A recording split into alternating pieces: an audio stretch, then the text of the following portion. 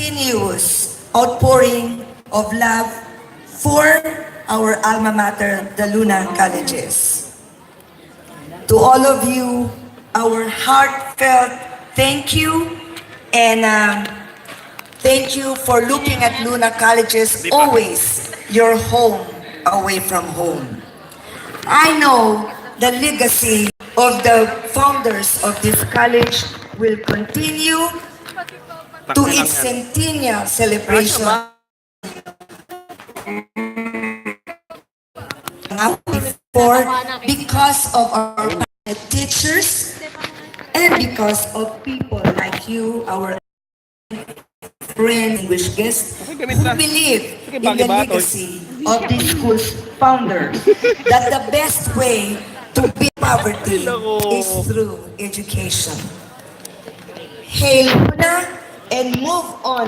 If you want a name in the new main building to be named after you, or to somebody special to you, it could be a single person, it could be a company, it could be a batch, right, or a whole family members. I would like to inform and announce to everybody that our Teachers Lounge, we have proudly named it Founders Room, and it was donated by the grandchildren of the late Robert William English, and of course, his loving and beautiful wife, Norma Mamenta English. So yan po, ang ating pong bagong room po. Yan po. So now our Teachers Lounge is named Founders Room. So I would like to inform everybody, if you would want to name a certain room, and like as I said, under a family or a company, then please get in touch with us and we will tell you on how to go about it. Again, thank you so much. Welcome to all of you, and let's all enjoy the night. Thank you. All right, thank you so much, ma'am, for that very inspiring message.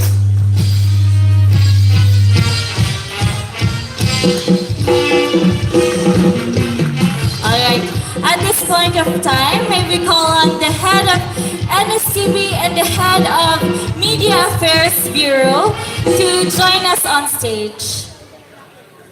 Sir Renato Orduña. Hindi pa yata.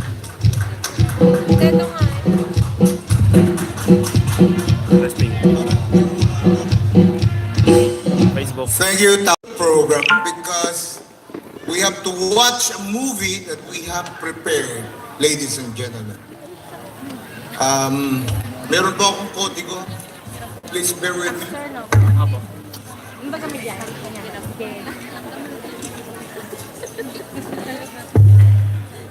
One time, Mr. Aquilino Ferrer called me for a one-on-one conference. He was in Vice President for Administration. He intimated to me the idea of doing a film docu about Luna Colleges. He shared his ideas about it as I listened to him intently.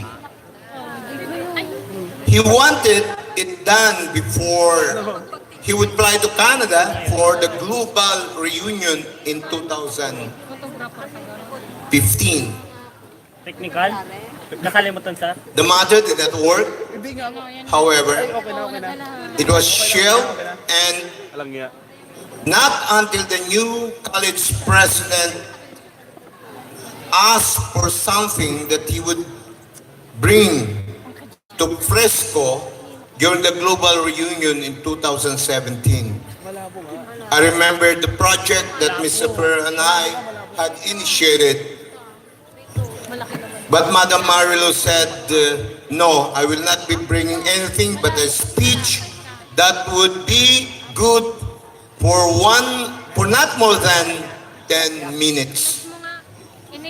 She said, That was the order of the committee in charge of the celebration, according to her, which I understand was headed then by Mr. Rinaldo G. Mamenta, a relative of the Mamentas, owner of the Luna Colleges.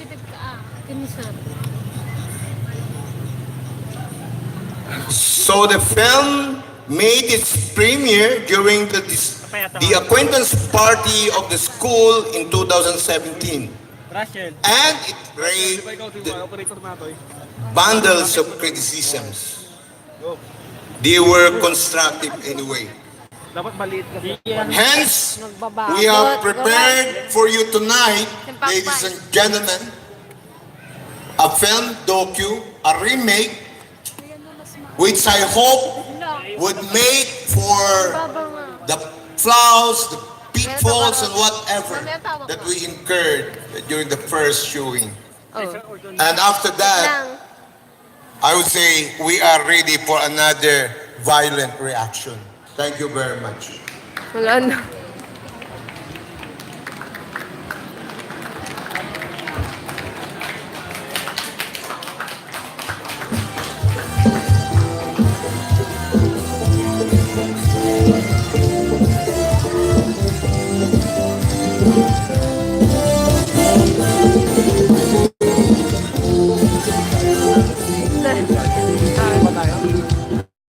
Sir. Pwede na. Okay, may we invite everyone to come over and watch? Those on the other side. We have it here. Please.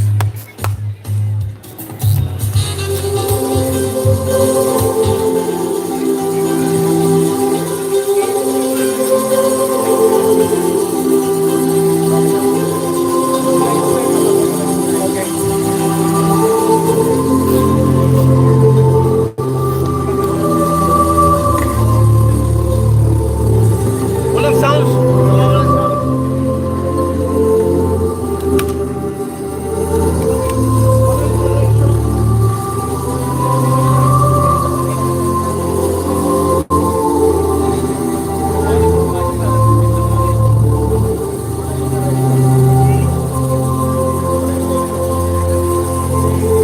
Sir, pakikat mo muna. Cut mo muna. Pakikat mo. We have to cut it off. Mawala yung narration. Sorry. Okay. Yeah. Okay lang.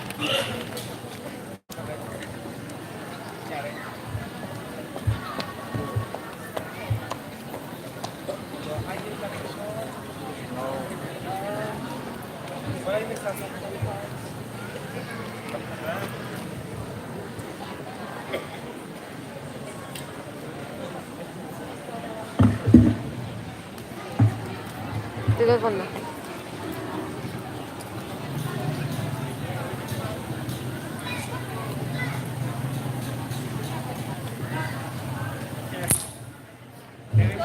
Tama na. Siyempre, diyan tama na ka-road. Sa gitna ka na. Doon sa may luna ka. Hindi. Sumbong ko ka, Dito na daw.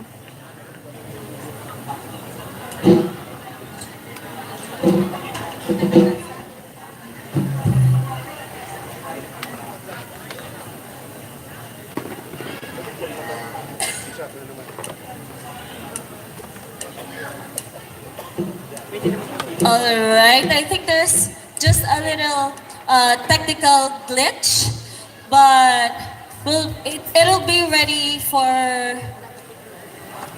a few moments.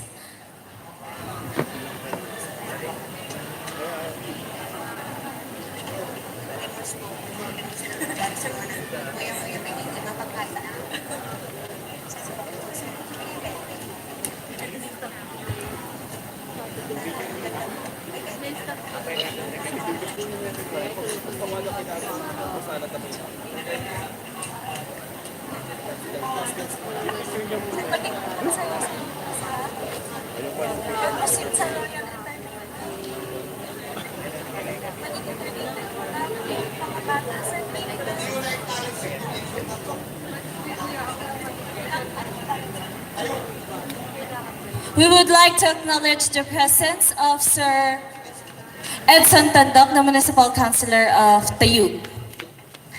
Good evening, sir, and welcome.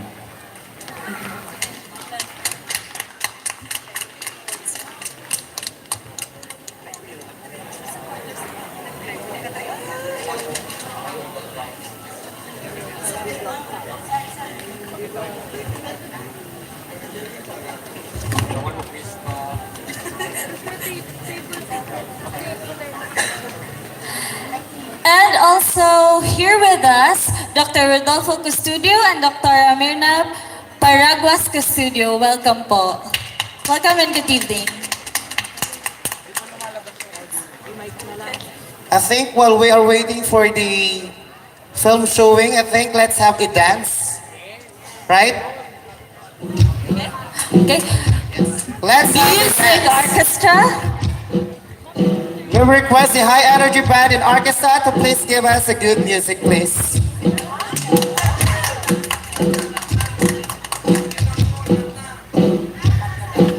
Soon after the liberation of Tayu from the Japanese Islamic camp.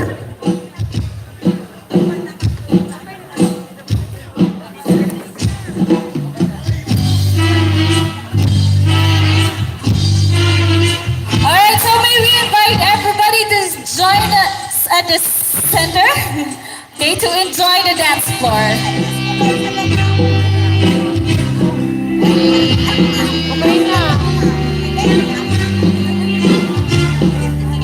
I think the film viewing now is ready. Yes. Alright, May I request the high energy band? I'm so sorry. So we're going to have the film showing. yes, sir. Okay, now let's proceed to the film showing. You know what, sir? I am very excited to watch this film because, you know, I've seen how much they've prepared for it. Yes, syempre talagang pinagugulan niya ng panahon, lalong-lalo na with the head of the NSTP and the Media Affairs Bureau, I'm sorry, head, Sir Renato Orduña. and of course with his staff. Yes. And since the theme, I think it's on already. Once again, may I request the high energy band and orchestra to cut the music, please. Thank you so much.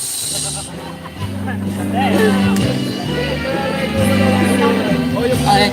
Since you know, sir, the theme of tonight's or the 85th anniversary is a journey to the past and a journey to the future. It will be so good to have a glimpse of the history of the school, right? Yes, of course. Actually, one of the meetings that that we had before, we're going to reminisce the events from the past, and we're going to travel the past and bring it here. Yes, and in the how present. everything started. All right, so I guess it's ready. Are we? All right, so here it is, the LC documentary film.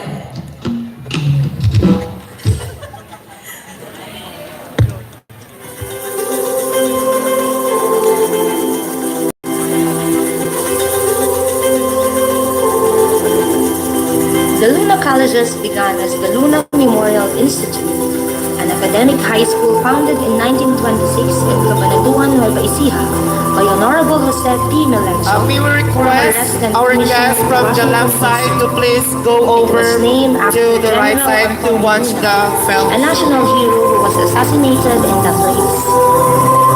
A few years later, the controlling interests were bought by prominent people of San Jose, Nueva Ecija.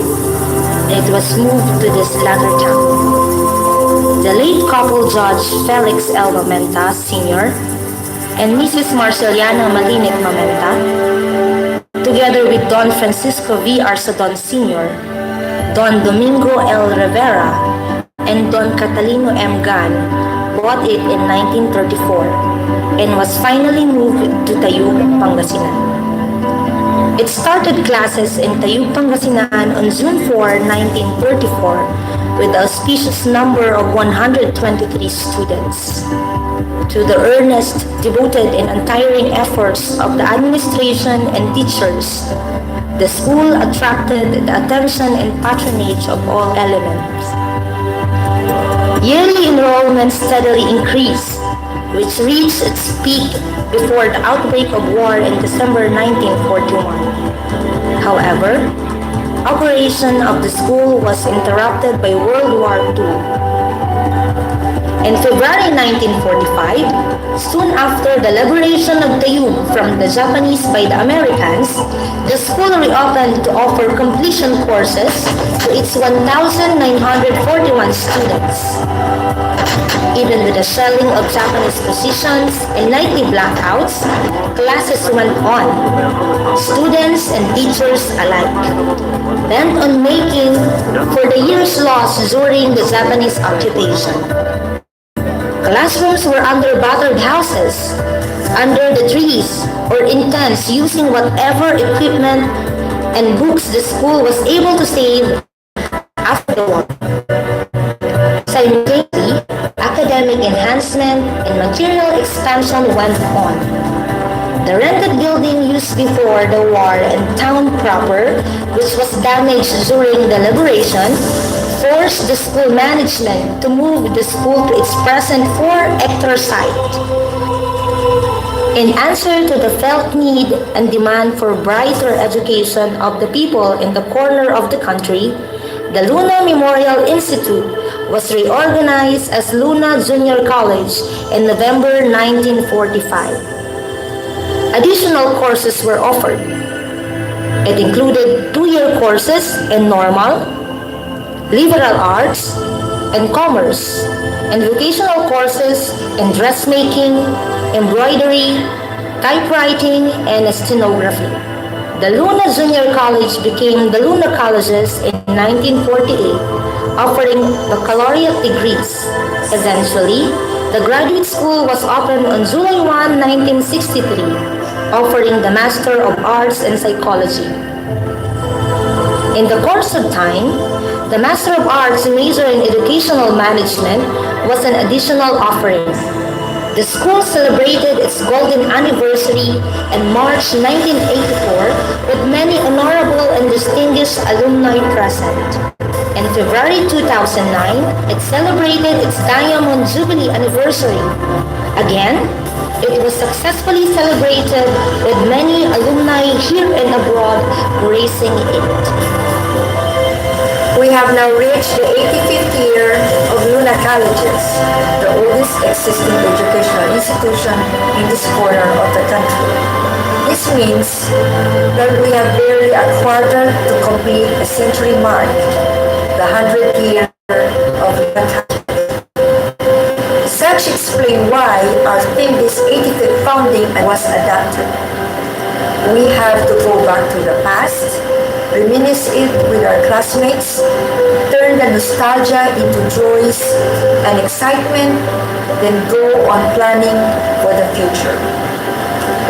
This 85th Foundation Day and Grand Reunion is therefore the jumpstart toward a journey to the future, the Luna Colleges Centennial. God bless the Luna Colleges.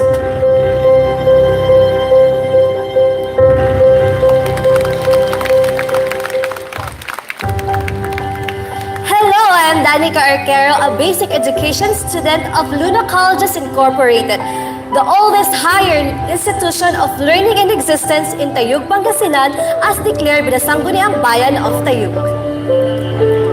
I am on the top of the Friendship Bridge, the gateway to the Luna Colleges Incorporated campus. May I therefore invite everyone to have a tour inside the 4-hectare sprawling LCI property.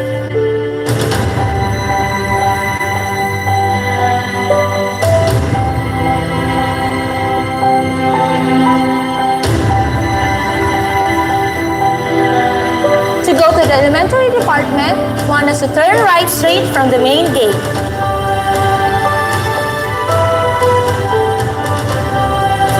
The school used to be a laboratory school for education students. Now it has become a full-blown regular elementary school. Coming out from the elementary grounds, we should pass by the school canteen. Then turn right again to reach the famous sunken garden.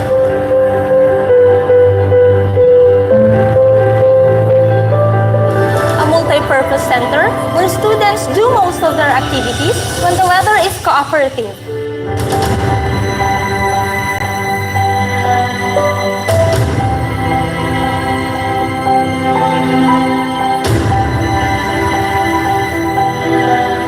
One has to pass over this bridge to be able to go to the main campus, the most defined area inside the LCI's 4-hectare property. This is where you will find the high school department, the college department, and the graduate school.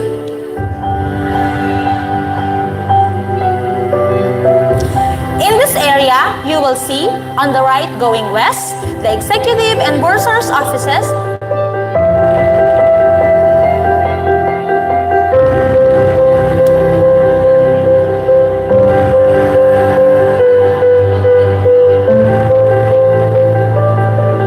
and the alumni building that houses the registrar's office and the main library.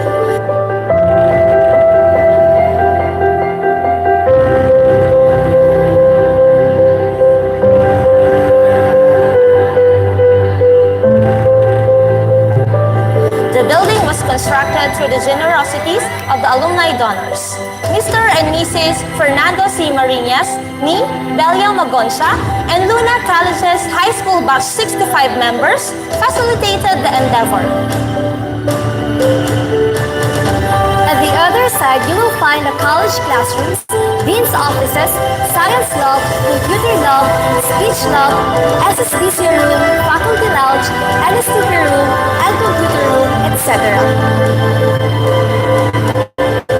Far as I can remember, the graduate school had an all-time high record of enrollment since 2014. We were able to hit the 1,300 students per semester. We offer Master of Arts major in Education and Management and Master of Arts major in Psychology. Should you wish the quality education that we afford each graduate student, come and have a try and touch the In the annex buildings, one on the south and the other on the east. On the western side, there once stood majestically the old main building like a king, exuding with prestige, power, and glory. However, it had to go to give way to the construction of a sturdier and a more attractive 3-story modern edifice. The ground floor of the northern wing had already been made ready as classrooms for junior high school students for the school year 2017-2018 and as the school administrative offices. You have just seen how Luna Colleges Incorporated looks like today.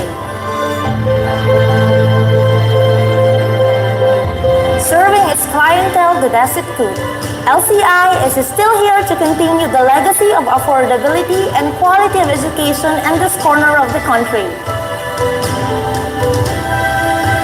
In this regard, LCI has engaged itself into an accreditation endeavor for its educational programs to enhance its status as higher education institution. It had just successfully worked hard on the recertification of its junior high school with the Private Education Assistance Committee.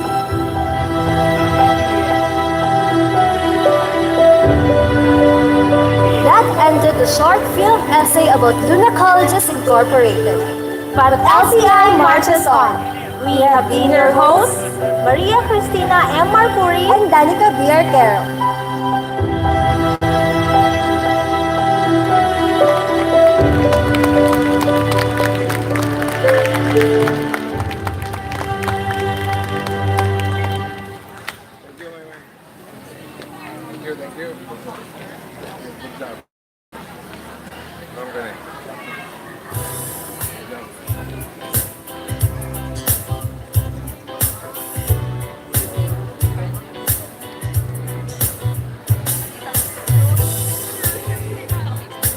Thank you so much, Professor Natar Dunya,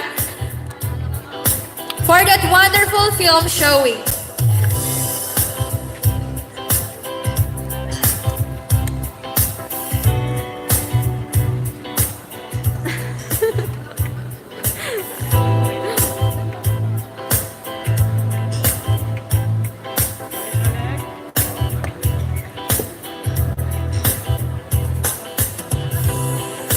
So at this moment, may I call on Professor Renato D. Orduña to award the Certificate of Appreciation.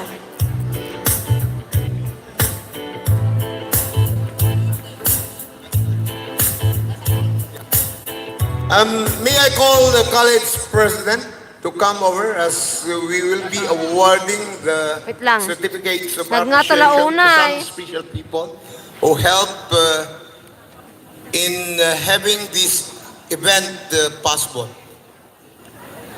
May I call on the college president, Madam Marilu Mamenda. We'll have it in just a while.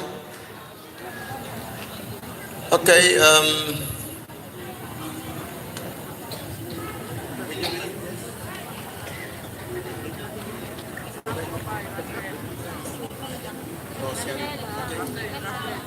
Sarap na. Let me read to you the content. Luna College's Tayug Pangasinan, in collaboration with the Executive Committee, 85th Foundation Day Anniversary and the Grand Alumni Reunion, presents the Certificate of Appreciation to Mayan S. Tiglao, Assistant Director, Luna College's Film Essay Documentary, Ibisig Ed 2019, as a token of appreciation for her earnest love and undying commitment to the interests and cause of Luna Colleges, thereby helping it in realizing its vision and mission as an educational institution. Signed this 22nd day of February 2019 at Luna Colleges, Tayug, Pangasinan. Signed by Professor Renato D. Orduña, Co-Chairman, 85th Foundation Anniversary and Grand Reunion. Dr. Aurora E. Rosario, Co-Chairman, 85th Foundation Anniversary and Grand Reunion. Ms. Maria Lourdes F. Mamenta, College President.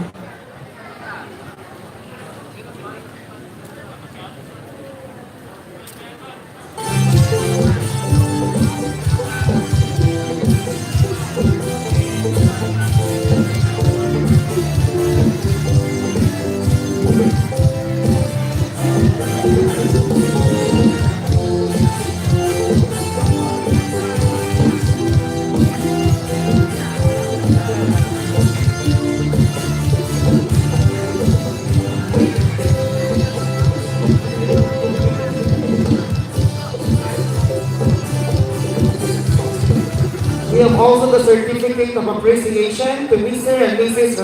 Rodrigo Joe Abeliana Danao.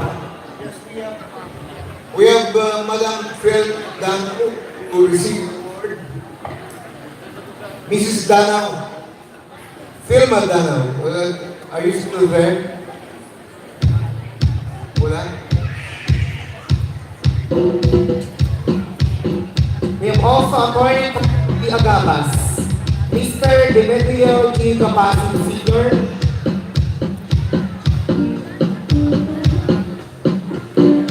Engineer Oliver M. Cababa. We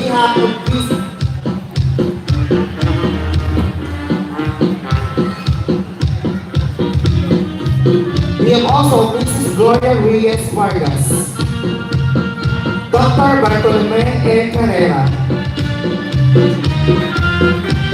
Mr. and Mrs. Fernandez C. Marinas, Colonel Silvio D. Carlo, Mr. Mark R. Martinez, and Professor Donato C. Bacanan. Once again, congratulations. What a big hand, please. Thank you.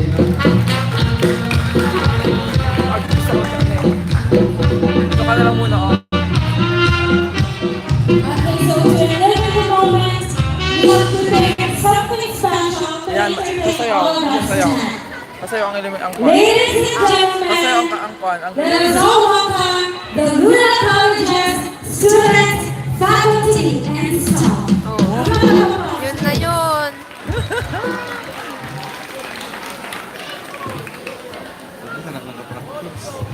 Ay na. Ano yan? Ano yan? anong meron?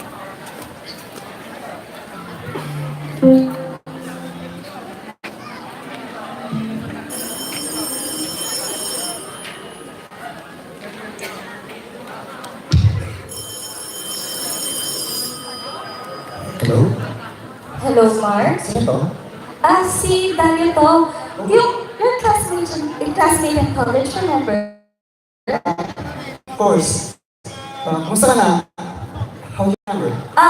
Actually, I got it from your cousin Dan. Kasi sabi niya sa akin, bumalik ka na raw from the States. So, well, I just wanna check you out and ask kung pupunta ka ba sa Grand Alumni Homecoming ng Luna? Well, yeah. It's one of the reasons kung bakit ako umuwi dito. Ikaw ba? Pupunta ka? Yes. Actually, nakausap ko na rin yung mga classmates natin dati. And sabi nila, pupunta rin sila. So, I guess, I'll see you then. Sure. See ya. Okay.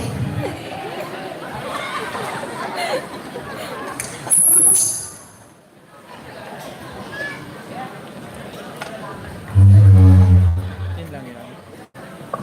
Sunod. Kasunod. Hindi, sunod-sunod yun. Meron pa. Ay na, laro tayo kasi. Oh. Grabe, may bagong na.